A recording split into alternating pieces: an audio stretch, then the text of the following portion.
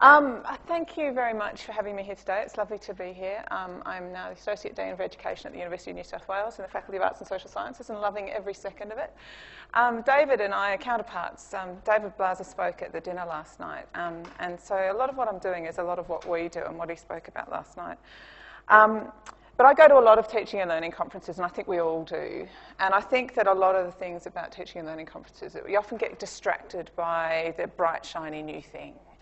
And a lot of these things I find sort of flare and die. It's big, this is going to save the world. And it either dies or it becomes part of what David was talking about yesterday. It's just business as usual. It's just part of what we do.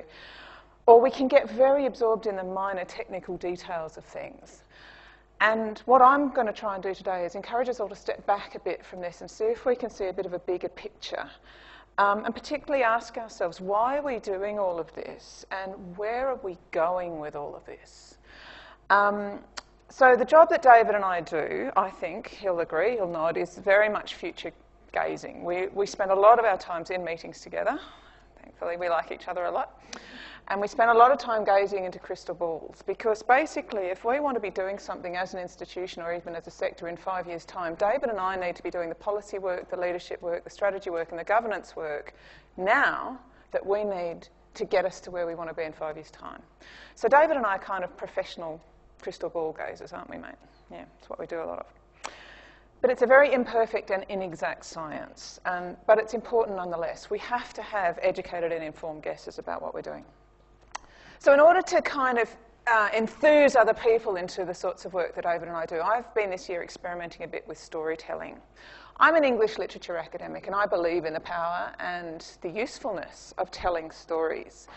One of the things I do when I pick up a PhD student for the first time is I challenge them to tell me why is the thing that they're doing only possible through literary analysis. Because there are some things you can only achieve through literary analysis. History won't let you get there. Sociology won't let you get there. Science won't let you get there. There are some things that only literature and storytelling and fiction can help us achieve. So there are certain things that I think literature does, and one of them is that there are things that only fiction can do or say. And that's one of the things is it allows us to dare to dream. Where might we go in an imagined future? Vietnamese-Australian writer Nam Le, in his acceptance speech for the Australian Prime Minister's Award, described literature as the truest means of telling and showing us to ourselves. And he identified the precious gold of literature as being the place where imagination and understanding meet. I would argue that no transformation in human society ever occurred unless it was first imagined. So, I would argue if we are all genuine in wanting or needing to transform tertiary education and higher education, we need to imagine what it might become. And that's what I'm hoping to share with you today. So storytelling of where we might be heading perhaps might help us better understand what we're up against, what we need to be doing now, and where we might face the challenges and why. So today I'm going to tell you a story. It's a story set in the future. It's a story about a typical day at uni for three flatmates sharing a house together. It's not a completely utopian vision, but it's also not a completely dystopian vision. Some of the things in the story are already happening. Some of the things in this story are things that I want to have happen and I'm working very hard to make happen. And some of the things in this story are things I hope never happen. The ideas in this story are informed by my own research, particularly into assessment analytics and electronic assessment management. And I've just managed to put the bibliography for this up and the references up for this on the Moodleposium site if you're interested in the research behind that. Many of the things my characters say are taken directly from focus groups and survey material collected through that research. But there's also ideas that I've taken from things like the Horizon Report, the Innovating Pedagogy Report that we saw earlier on in some of the keynote speeches. An Avalanche is coming. If you've not read Michael Barbar's An Avalanche is Coming, do so on your travel home today, unless you're driving, of course. I think everybody needs to read An Avalanche is Coming. Take it with a pinch of salt. He has a very particular barrow to push. But I think, nevertheless, it issues us a very interesting and pertinent warning that we all need to be aware of. Things like the Solar Manifestos and also things like Shadow Scholar, from the Chronicle of Higher Education. And again, if you haven't read the Shadow Scholar saga, I would commend it to you. And you might figure out towards the end of this story who the Shadow Scholar is. But also pedagogical research by people like David Bowd, Nicola Malloy, Falchikoff, Boyd, and so forth. So I've put all those references up on the Moodleposium website. So while this is completely made up, it's not at all fictional. And as you can see, I'm going a bit low tech today. I'm no PowerPoint, just a bit of storytelling. So if we're all sitting comfortably, I'll begin. Okay. The date is May 13th in the year 2019. It's a bright and quite warm Monday morning in Sydney. In a quiet, unassuming terraced house in Annandale, all the residents are still sleeping. Damien is a 20-year-old art student majoring in English literature. Razzia is one of his best mates from school. She's a third-year med student hoping to specialise in paediatrics. They got this house together when Damien came back from his gap year, volunteering in North Korea in the months leading up to reunification. Wouldn't that be nice? They advertised for a flatmate at the start of this academic year, and Huilang applied. She's a final year PhD student in fine art and has a scholarship, so she offered to pay more rent, and she got the best room at the back of the house. For the 5th semester in a row, she's doing some sessional tutoring and marking. This semester, she's taking 3 seminars in a first-year art history course that her supervisor convenes. At 7 a.m, Damien's alarm goes off and he rolls over in bed and picks up his watch. There's an alert to say that his feedback and grade for his post-colonial paper is available, but he didn't really need the alert. He knew it was due back today, which is why he set his alarm so early. He picks up his tablet, taps on it and checks his mark. It's a little lower than he had predicted in his self-evaluation, but still, he's pleased. It's a pretty good mark after all. And he congratulates himself once again that he's got a draft done in time to submit for peer feedback prior to the due date. As usual, not all the peer feedback he'd got was useful, but the whole process of peer review sort of forces him to step away from the work for a while, even if it's only for a couple of days, to get a bit of perspective on it. Reading other people's work and offering them feedback was also really helpful this time, as it made him acutely aware of why he's getting the marks he's getting. He couldn't believe how poor the writing was in 2 out of the 3 essays he reviewed. He could barely understand what they were trying to say. At least, he thinks, I can sit here and go through all of this feedback online. He remembers back to his primary school days when the teacher used to return their written work in class. His heart starts to race even now, thinking back all those years about how he used to feel. The thing was that all his mates wanted to know what everyone else got, especially Xavier. You just couldn't say no to him, or he'd thump you later on the way to the train station and get the paper out of your bag anyway. He can still feel the prickle of cold humiliation that one time he got the worst mark out of his whole group. At least now he can take in his feedback in the privacy of his own bedroom. He's got a good mark, so he can go out and tell his flatmates. He might even ring his mum. But if it hadn't been a great mark, he knows he can keep it to himself. He thinks about when he was with his mates at the pub the other day, and Rav was talking about how one of his lecturers last year had asked them to submit their work on paper. They'd all laughed, but it's not really funny. They had no idea when their feedback was going to be available, and eventually someone in the class had walked past the lecturer's office and seen the paper sitting in a box outside his door and spread the word to the other students. They'd all had to go up there and dig through the box and find their paper, and they'd been able to see everyone else's marks. They were all outraged. In any case, Rav said the feedback on the papers had been useless, just a whole pile of ticks in the margins, some squiggly lines and some absolutely illegible scrawl on the back page. Frank had declaimed, if it's on paper, it's in a drawer. And they all laughed because they knew it was true. They all then talked about the different ways they managed the electronic feedback they'd got. Jaden had talked about how he opens up all his most recent feedback in different tabs on his second monitor, and how he toggles between them and the current paper he's working on as he writes. My students actually told me that that's what they did, and they all agreed that that's what they did, so that's a direct quote, that one. Damien remembers how he'd picked up a second monitor from Tesco's the next day. Tesco's had made it to Australia by then, by the way. That's a joke for all the Brits out there, but you know. He rolls out of bed, grabs a quick shower and pours himself a bowl of Cocoa Pops and a cup of coffee. They're still around in 5 years' time. Over his cereal, he checks his learning dashboard on his tablet to get more information about how his latest result has affected his performance and grade. He immediately goes to his badge portfolio to see how many new badges he's been able to add to his collection as a result of this latest piece of work. There's only one new one this time, but he's pleased to see he's finally got the gold analytical thinking badge. He remembers back to first year when he kept missing out on that badge. It's funny now to think how puzzled he was when his tutors kept saying that his work was too descriptive and not analytical enough. He got that comment on 3 assignments in a row and got his first, and to this day only, red flag. He cringes as he thinks about how reluctant he'd been to make an appointment with the Learning Centre. It was that invitation they'd sent him about the 3 group sessions on critical thinking and analysis that had really made the difference. It was only then that it dawned on him. If he wasn't the only one with the issue, then it must be okay to admit to not really understanding it.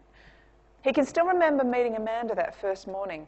The Learning Centre tutor had paired them up for the activities, and Damien remembered wondering how on earth someone studying chemistry could possibly help him understand literary analysis. As it turns out, Amanda was thinking exactly the same thing. It was when they'd had to explain to each other what it was they were doing with their scholarship and how critical thinking works within it that had really made the penny drop for both of them. He made a mental note to message Amanda to catch her for a coffee. He'd not seen her in ages, and in any case, he wanted to brag about his new badge. He thinks back to how he'd gone home that afternoon and immediately set to work redrafting his next essay for Liz's class, and how he'd put into practice what he'd learned. As he read over the draft he'd written, he could suddenly see how much of his writing was pretty much just plot summary. There was no point, he realised, telling Liz the plot of the novel. She'd clearly read it too. So he stripped it right back and then painstakingly added in what he hoped was textual analysis. It wasn't brilliant, but it was a start. He will never forget the morning he got the feedback back from Liz on that essay, and there, sitting on his badge portfolio, was the bronze analytical thinking badge. Damien takes another sip of his coffee and clicks on the details tab for the essay feedback. He can see his results on the assessment criteria rubric. While he's got a distinction overall, he can see that this is made up of 2 criteria in the HD band. That's progress, but there's still 1 criterion, research and referencing, in the credit band. He thinks that's cancelling out one of the HDs. He looks at his program stats and there's a clear upward trajectory in his overall performance graph, which is really satisfying. He takes a deep breath and turns on the comparison data to see how it sits in relation to everyone else. While his grade is pretty good, a distinction is something to be proud of after all. He's disappointed to see he's still in the 2nd quartile of his cohort in this course. He reminds himself for the 100th time that he can't be complacent. Of course he's improving, but so is everyone else. He has a look at some of the information about how his behaviour compares to those who got higher marks than him. What really stands out for him was that the person who got the top mark had been to the library 3 times in the fortnight prior to the due date and borrowed a total of 6 books. 2 of them were actual hard copy paper books that he or she must have found on a shelf somewhere.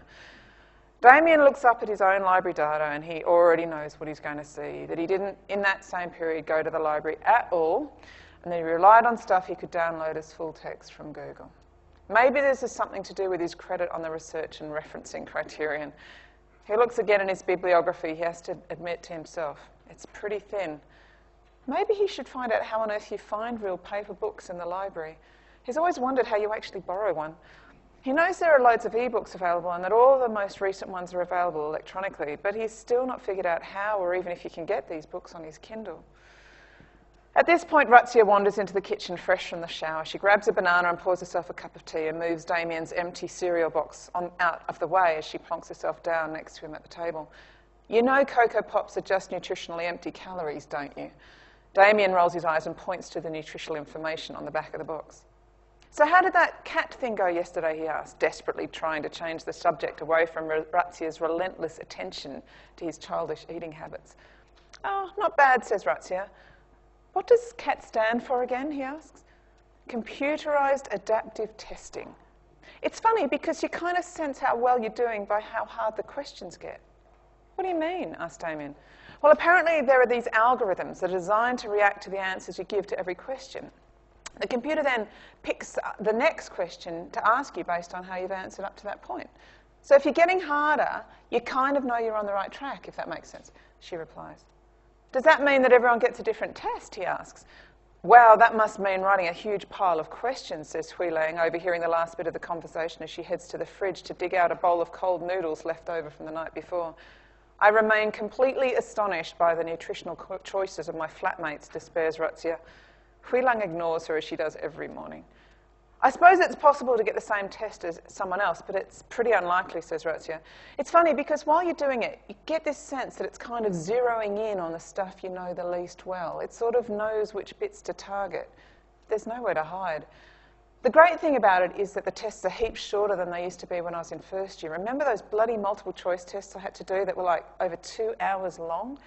This time we were all done and out within 30 minutes, and we got our results within a few minutes of leaving the hall, all on our phones.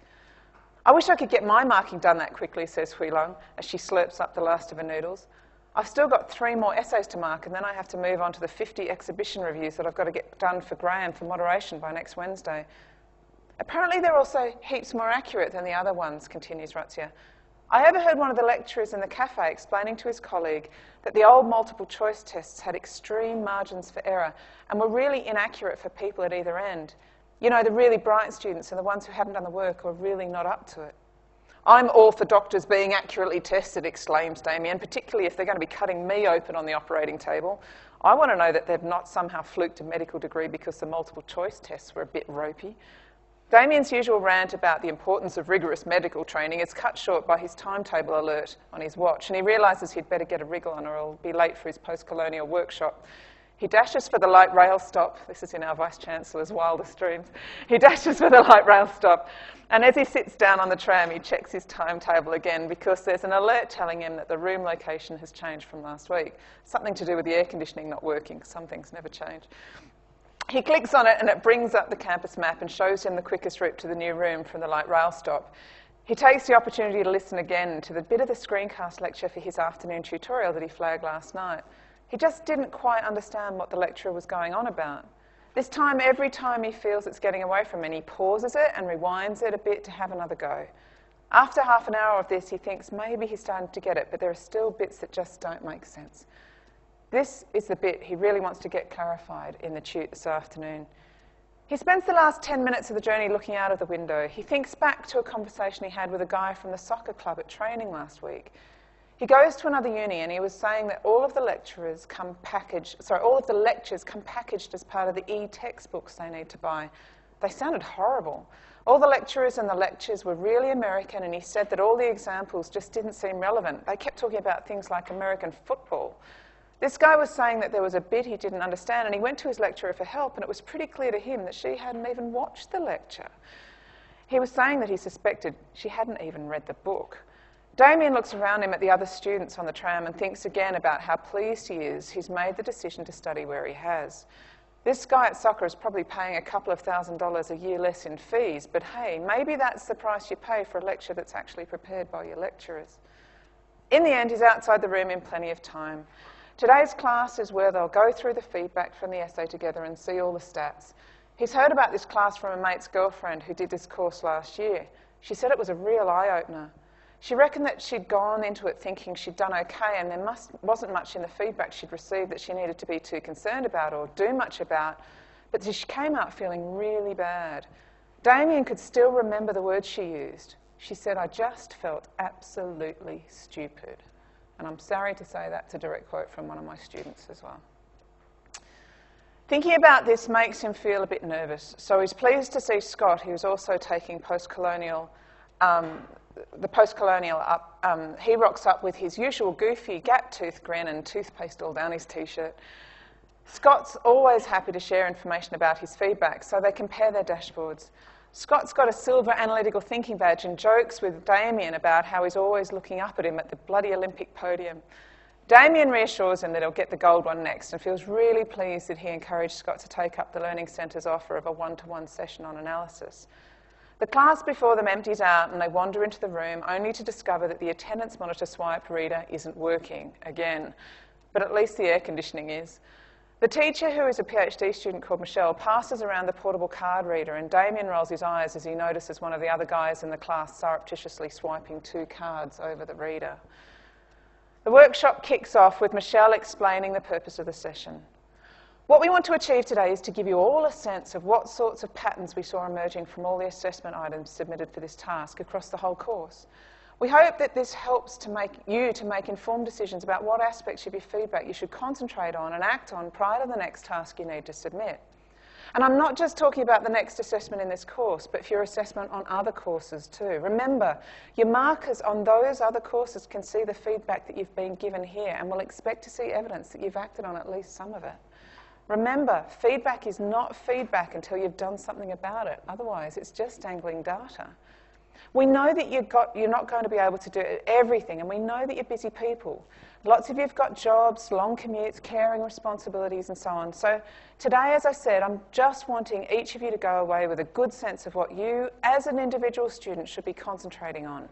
Where is the most sensible place for you to be focusing your efforts in order to get the biggest return in terms of improvement? Sound okay? Michelle looks around the room, and so does Damien, to see that everyone like him is nodding, but everyone looks a little anxious. Maybe they've heard too on the grapevine that this is going to be an emotionally challenging experience. Michelle goes on. Right, so there are 150 of you in total, so it's not just the students in the room today. All the information I'm going to be showing you is completely anonymised, but if you've all had a look at your feedback, and by the way, I've just looked before class, and I know that there are still 15 students on the course who've not looked at the feedback. If that's any of you, get onto it. Remember, this is one of the most important things you've paid your fees for. Anyway, as I said, if you've had a look at your feedback, you should also be able to locate yourself in these graphs and therefore compare yourself to the performance of others in the group. There are 4 of us who've shared the marking on the course, and we all got together yesterday to go through the data and decide what would be the most useful things to show you and work through with you today. Michelle then starts to work through the PowerPoint covered in graphs.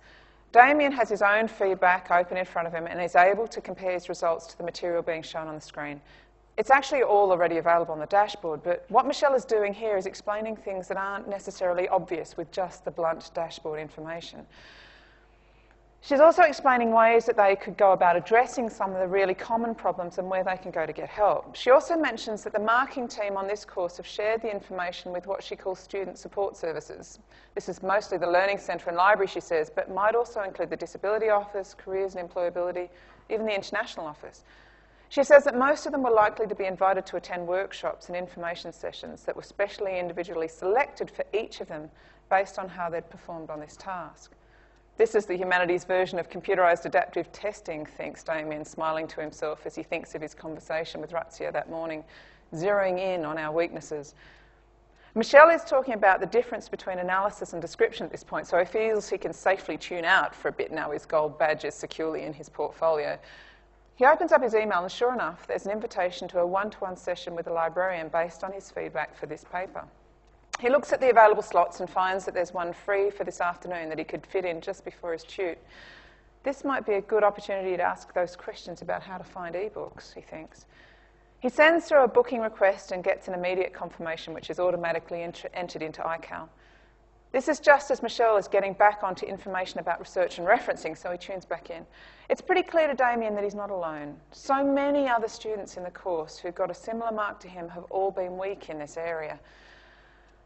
The information where am I? Sorry, I shouldn't take my eyes off it, should I? Yeah. The information he got from the dashboard this morning has already told him that this is an area he needs to work on. All the markers on his next essays are going to be looking out for improvement in this area, so he can't afford to ignore it any longer. The fact that so many others have this problem makes him want to work on this more. He remembers what his grandfather used to say. People are like horses. Everyone wants to be the one in front. That's a good one for Melbourne Cup Day, isn't it? Damien feels quietly smug that he's got the library slot in his diary. Hui Lung sits down at a desk in the shared sessional teaching staff office. There's a really unpleasant smell in here. Someone's probably left a sandwich in here and forgotten about it again, or else it's Rob's disgusting sneakers, she thinks as she looks over at Rob's head bent over his laptop in the far corner. She catches David's eye and he pulls a face. Clearly he is as perturbed by the smell as he is reconciled to its inevitability.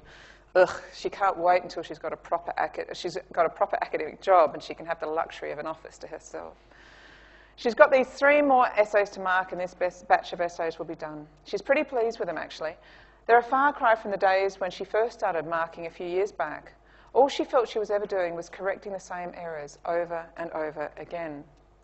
She shudders as she thinks of when she used to mark on paper, how her heart used to sink every morning as she came to work to find that pile of essays outside her office still sitting there, weeks after the return date had come and gone. All that effort and for nothing.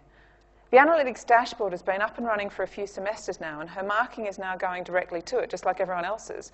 Not only can she see how many of her students are now reading or listening to her feedback, but she can now impose real consequences to them not acting on their previous feedback. She remembers the teacher on her Foundations of University Learning and Teaching course referring to this as closing the feedback loop. She's noticed a real shift in students' attitudes. They're now actually motivated to do something about the comments markers make on their work, and what an improvement. It's all so much more transparent now. In comparison, the old marking system felt like being blindfolded. She double-checks that the marking she's done on the tram on the tablet has synced. Yep, it's all uploaded properly. So she logs into Moodle and goes into the Turnitin inbox and opens Frances's paper. She has a quick look at the photo to remind herself who Frances is and takes a look at the dashboard. It's clear that Frances has struggled with her writing in the past because she's got a lot of repeat comments on sentence structure, general comments on clarity, and on paragraph structure, mostly from her first year. Her second year work is a bit better. She's obviously been concentrating on her sentence structure and clarity, but there are still some persistent problems with paragraph structure evident in the work she did on her art history course last semester. Huilong sees there's a message from Frances to say that in this paper she's concentrated on a paragraph structure. She notices that Frances has recently completed the online self-paced course on paragraph structure. It looks like she's been really sensible and worked through each of the key issues in her writing methodically, one at a time. Well, she thinks, let's see if she's been able to put what she's learned into practice. As she reads through the paper, Huilong is reasonably pleased with what she sees. 8 out of the 7 paragraphs in the paper, 2 are good, 3 are actually really very strong indeed, and the other 2 just go a little awry towards the end. It's clearly a big step up. She puts quick mark comments on the 2 weaker paragraphs to let Frances know that these still need a bit more work, but she feels there's enough evidence to award her the bronze paragraph structure patch. All they really need to do for that patch is to demonstrate that there's some evidence of improvement. That will make a big contribution to her written communication badge that she so desperately needs to have on her portfolio before she graduates. Huilong makes sure she includes a few words of praise and encouragement in the audio feedback she records for the paper. She remembers what her mother always used to say, everyone likes praise. By noon, Razzia has made it into campus too, and she calls in to see her personal tutor, Amanda, only to find that she's not in her office. She checks on her phone that she's got the meeting time correct and double-checks that she's sent the meeting request to the right Amanda. Yes, it's all correct. She's in the right place, and it's definitely the right Amanda, and the time is definitely free in Amanda's diary and listed as a consultation time. Just then, a message appears on the screen on Amanda's door saying, "Sorry, Razzia, I'm on my way. Traffic." Razzia sighs and plonks herself down on the floor and plugs her phone into charge. At least she can get on with some reflective writing while she's waiting and starts tapping away on her phone. 10 minutes later, Amanda turns up, looking a little flustered. They quickly settle in her office, and Amanda pulls up the meeting request and clicks on Razzia's name. This logs her straight into Moodle and goes straight through to her dashboard. They've planned to discuss the 360-degree feedback from Razzia's most recent clinical placement in the emergency department. Right, says Amanda, as she takes in the information that comes up on the dials and clicks on the notes section. So let's see where we were last time we talked about this. Oh, that's right. We were talking about that feedback you received from the patient about him feeling like you were lecturing him. Sounds like my flatmates last Razzia. What I don't get is why people say this about me. I'm just giving them good, sound medical advice about things like diet and exercise. Perhaps that's not something a 92-year-old lifelong smoker wants to hear when he's wanting to get a fishhook removed from his finger. Looking through the comments, we've got something similar emerging here. Listen to this. She certainly seems very knowledgeable about medicine and anatomy and stuff like that, but I really get the feeling she was hectoring me about stuff like my weight and drinking when that didn't seem particularly relevant to the problem I was having in my knees. But it was relevant, says Razzia, clearly exasperated. Those knees were suffering under the strain of having to carry the rest of her around. Did you explain that to her, probes Amanda? It's plainly obvious, retorts Razzia. Amanda takes a deep breath. What seems plainly obvious to you isn't necessarily as obvious to your patient. Let's have a look at the video. Amanda clicks on the link and then uses AirPlay to show it on her wall-mounted monitor. Together they watch the first 5 minutes of Razzia's clinical consultation. Razzia sits back in her chair and looks a little crestfallen. I guess I do sound a bit patronising. But can you see the size of her? Take a look at this. Amanda goes to the dashboard and clicks a link. What those patients have identified in your approach is incredibly common in students doing their first placements. Take a look at your cohort. See this dip in the graph? That's measuring communication skills. It's gathered from feedback from patients, but also from clinical supervisors and from peer feedback. And it shows just how many of your peers are struggling in this area, so there's no reason to despair. That makes me feel a bit better knowing I'm not the only one, says Razzia, shaking her head. A couple of us were talking about this in class the other day, how we all got our ATARs and realised we'd got into medicine. We imagined we'd be doing heaps of science, anatomy, maths and stuff. Maybe a bit of softer stuff like epidemiology. But none of us ever realised just how important things like communication were going to be. For sure, Amanda replies, a little smile of satisfaction creeping over her face. It's something that you shouldn't neglect. It says here that you're interested in paediatrics. Is that still the case? Razzia nods. Well then, being able to listen to children is even harder than listening to adults. Why don't we start by making it the topic of your next piece of reflective writing, and then we can work together to come up with some things you might want to try. You might even want to start on your flatmates. They behave like children most of the time, so I suppose it's a good place to start. Meanwhile, Hui Lang has just finished marking the last of the 3 final papers. She's feeling a bit flummoxed. Again, she needed to click on the photo to remind herself of the student. It's that guy who sits at the back of the class when he turns up at all. He pulls his baseball cap low over his eyes and doesn't ever seem to make any contribution, let alone any connection.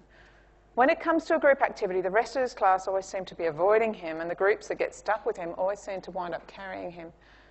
Hui Lang looks at his dashboard, and what she sees comes as a little surprise. But his attendance record can't be right. It says he's been to every class, but she knows full well he hasn't. Someone must have been swiping in for him, but who? It's so frustrating because unless you catch them in the act, there's absolutely no way of getting them for it. The evidence is completely on their side.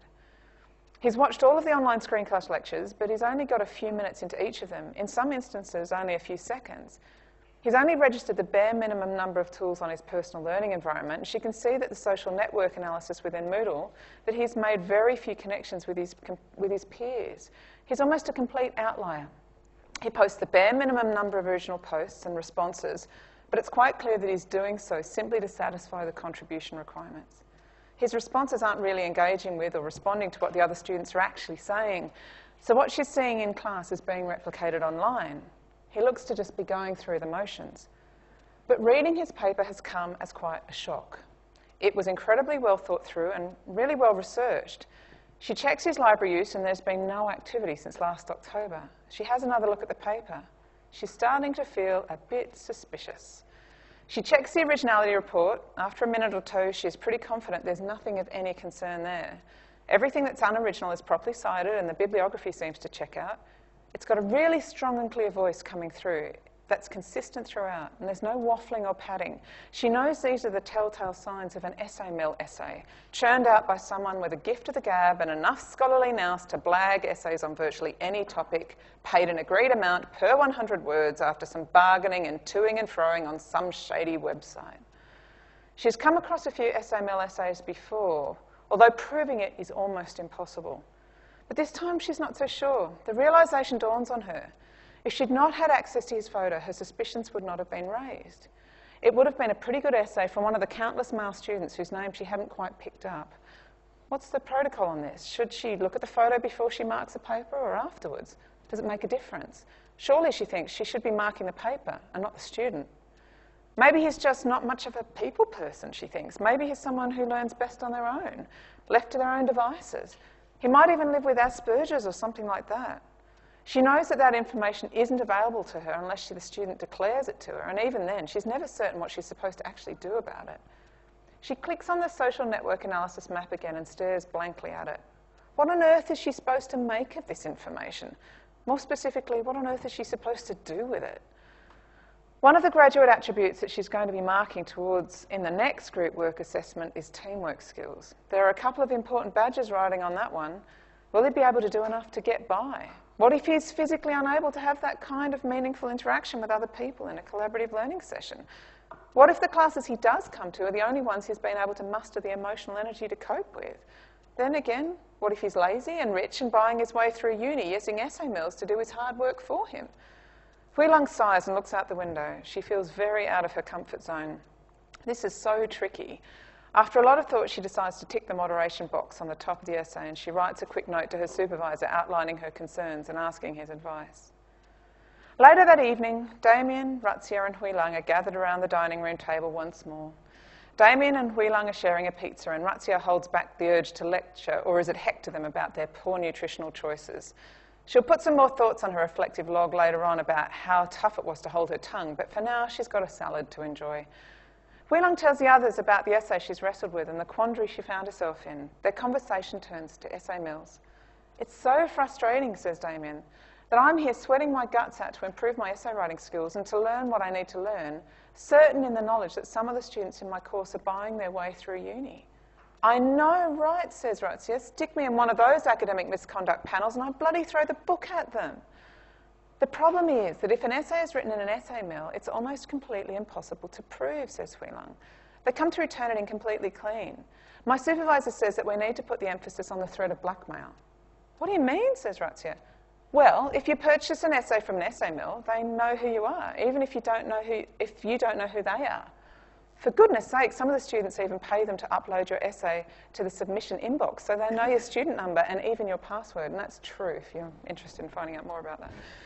Those people will have that piece of information against you for the rest of your life. Talk about opening yourself up to blackmail. Sheesh, I hadn't even thought of it that way, says Damien. Yeah, I suspect not many undergraduates have, says Wheelung. After a big bowl of ice cream, the three housemates retire to their respective bedrooms. Razzia adds another paragraph to her reflective log, proud of her decision to resist the urge to lecture or even hector. She thinks about what Amanda says about listening being an important part of communication and starts to wonder what sorts of questions she might be able to ask Damien to help her better understand why he's still eating Cocoa Pops at his age. Damien opens up his Kindle and starts browsing the contents page of the new library book. Justine, the librarian, said it would... his new library book. Justine, the librarian, said it would just turn up when he next turned it on, and sure enough, there it had been when he got home. He's only got 4 weeks to read it, but Justine said that his comments and highlights will stay if they're under a certain proportion of the book as a whole. Wheelung sits in her armchair.